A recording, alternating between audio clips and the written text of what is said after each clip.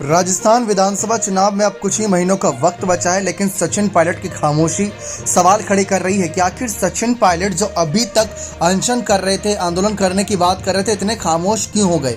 ऐसा क्या हुआ था उस बैठक में जो राहुल गांधी और मल्लिकार्जुन खड़गे, जिसमें गहलोत और प्रभारी भी मौजूद थे सुखजिंदर सिंह, तो ऐसा क्या हुआ था उस बैठक में, हर कोई जानना चाहता है।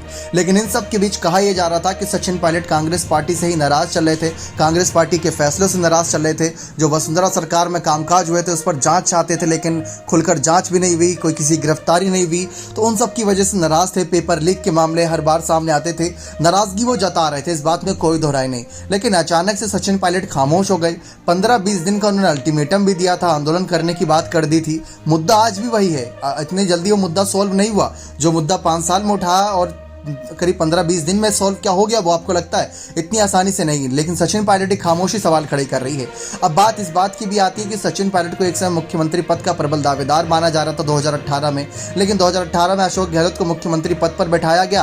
अब चर्चा इस बात की है कि 2023 में अगर कांग्रेस अगर अच्छा खासा जन समर्थन पाती है और यहाँ पर बात मुख्यमंत्री पद की आएगी, तो क्या नाराज पायलट को मुख्यमंत्री का पद दिया जाएगा, क्योंकि सीपी जोशी जैसे बड़े नेता एक्टिव हो चुके हैं। 2008 का साल आप सभी को याद होगा, जब सीपी जोशी भी अच्छे खासे प्रबल दावेदार थे मुख्यमंत्री बनने के लिए, लेकिन अब सीपी जोशी नेता भी एक्टिव हो चुके हैं। तो कांग्रेस कहीं ना कहीं पूरी जोर आजमाइश कर रही है। जो अभी तक अंतर्कलह चल रही थी कांग्रेस पार्टी में, यहाँ तक कि सचिन पायलट के पार्टी छोड़कर नई पार्टी बनाने की चर्चा थी, वो चर्चाएं भी अब धीरे धीरे खत्म होती नजर आ रही है, क्योंकि सचिन पायलट अब तो बहुत कम वक्त बचा है। जो सरकारी कहीं ना कहीं दस्तावेजों के अनुसार अगर देखा जाए कोई नई पार्टी बनाता है तो इतना वक्त बचा भी नहीं है।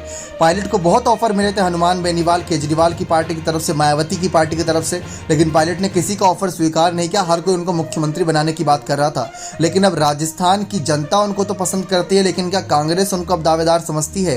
क्योंकि जिस तरीके से CWC की बैठक में सचिन पायलट को जिम्मेदारी दी गई, उससे एक संदेश मिला कि सचिन पायलट को राजस्थान से निकालकर कांग्रेस पार्टी राहुल गांधी चाहते हैं कि राष्ट्रीय स्तर तक एक्टिव किया जाए। राजस्थान में 25 लोकसभा सीटें हैं, लेकिन वहां पर बीजेपी की पकड़ नहीं है।